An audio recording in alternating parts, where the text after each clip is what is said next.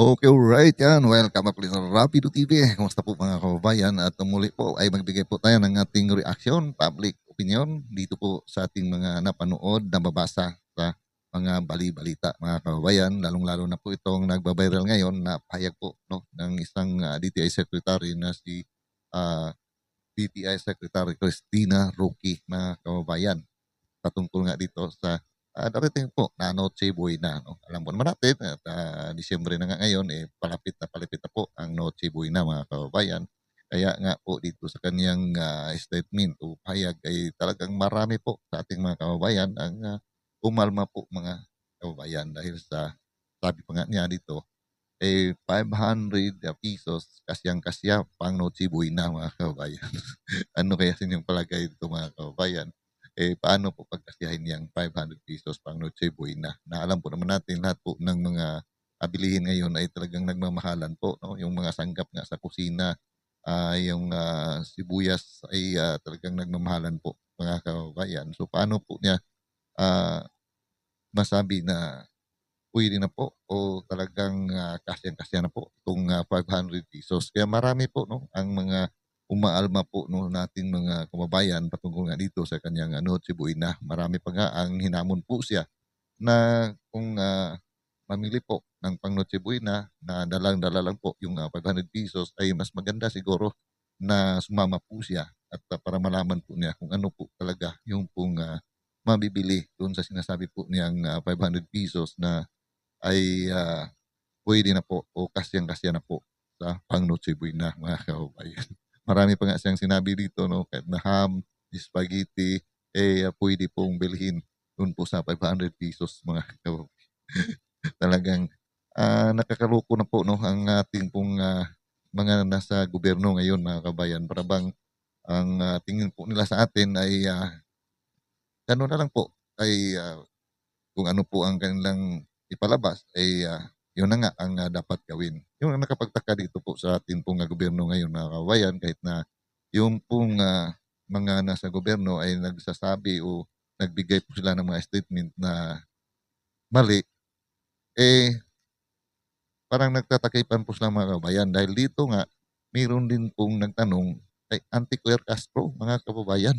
At alam naman natin itong si Auntie Claire Castro pagka sa side po nila ay talagang pagtakpan po niya yan mga kababayan. So ito po mga kababayan, ang sagot din po ni Auntie Claire Castro nung tinanong po siya kung ito ngang pahayag ba ni DTI Secretary Cristina Roque, talagang mangyari ba na makasya po yung pong ₱500 na pang Noche Buena mga kababayan. So ito po yung pahayag po ni Auntie Claire Castro mga kababayan. So ayan po ang sabi po ni Auntie Claire Castro, pwede naman siguro ₱500 Noche Buena, may mga mumurahin naman na ham mga kababayan. Talagang nakakaloko na talaga itong ating mga nasa gobyerno mga kababayan. No? Talagang halatang-halata po na pagka sa side po nila talaga yung may maglabas ng mga statement, talagang pagtakpan po nila yan mga kabayan kasi sa side po nila yan pero pagka nasa side po ng kabila, talagang sirain ka talaga. Ganun po ang nangyayari ngayon 'no, kung nakikita po ninyo 'di ba, kung nangyayari dun kay Saldico nung hindi pa si Saldico sasalita 'di ba, pinagtakpan po nila yun si Saldico mga kababayan.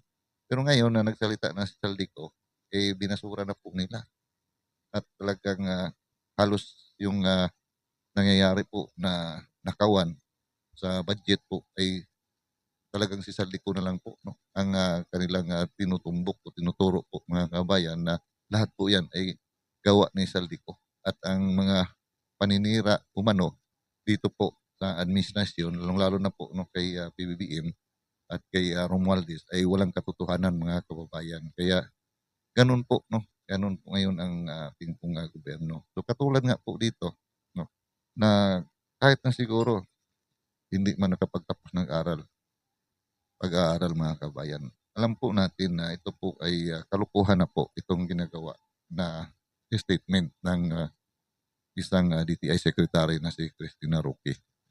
Kaya tama lang po no, na marami po ang maghamon na ay kung mamalingki po para pang Noche Buena ay samahan po niya yung mga tao para malaman po niya na saan po pupunta yung kanya pong 500 para po pang Noche Buena, mga kababayan. Wala po. Alam po naman natin lahat po ay nagmamahalan po ngayon, mga kababayan. Paano mo makakasya yung ₱500 na pang Noche Buena? Siguro sa atin 'no, na mga maliliit na mga mamamayan, eh, alam naman natin pagka wala po tayo talagang pambili, eh, hindi naman natin pipilitin ang ating sarili 'no, na makapambili.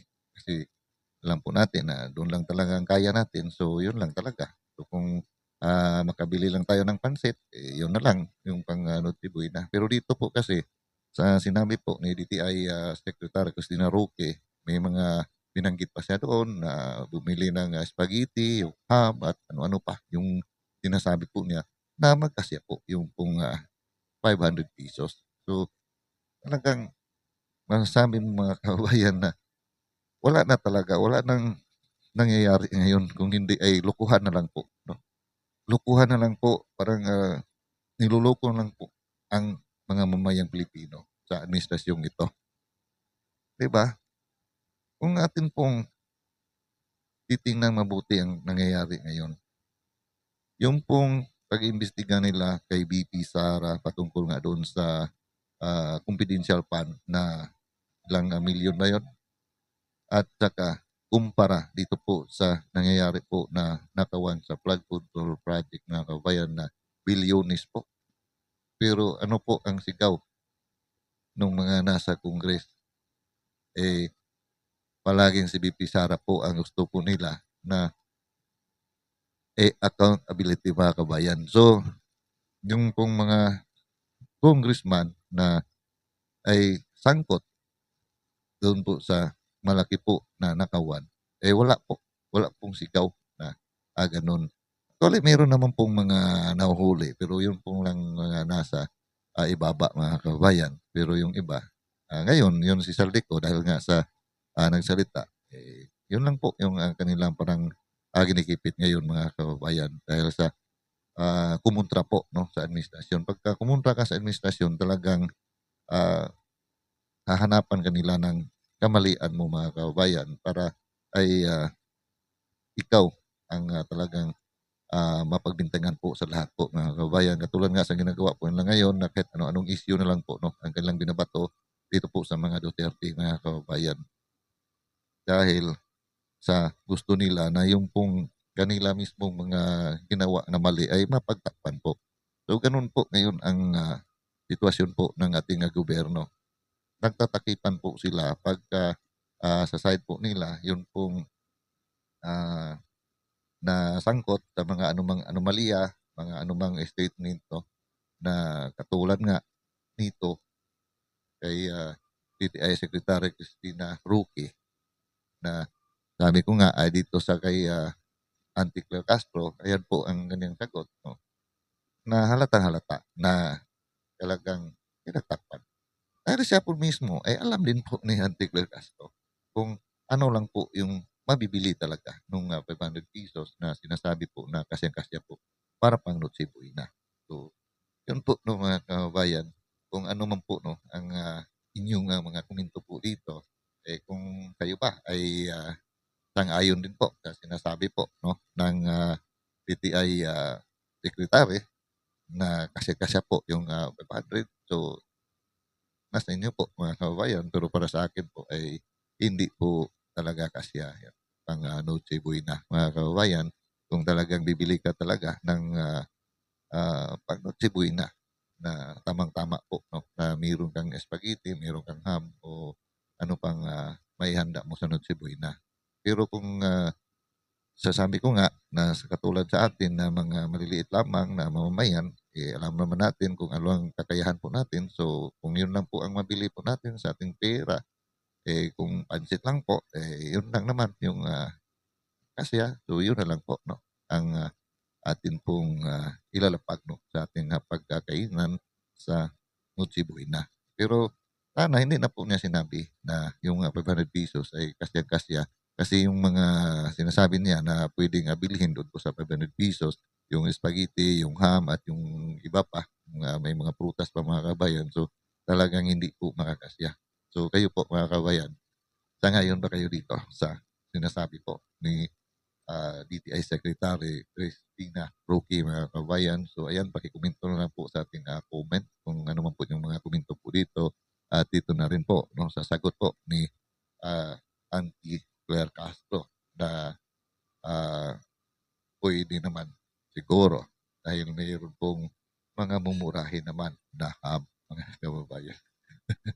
Talagang, nakakaloko po at, talagang, parang minaliit na masyado tayo mga mamamayang Pilipino mga kabayan dito nga po sa administrasyon nito. Ayan lang po 'no, ang aking pong komento po dito at, ano man po ang inyong, mga komento paki-comment na lang din po dito sa ating comment section. At muli po, inyong paglingkod, Rapido TV.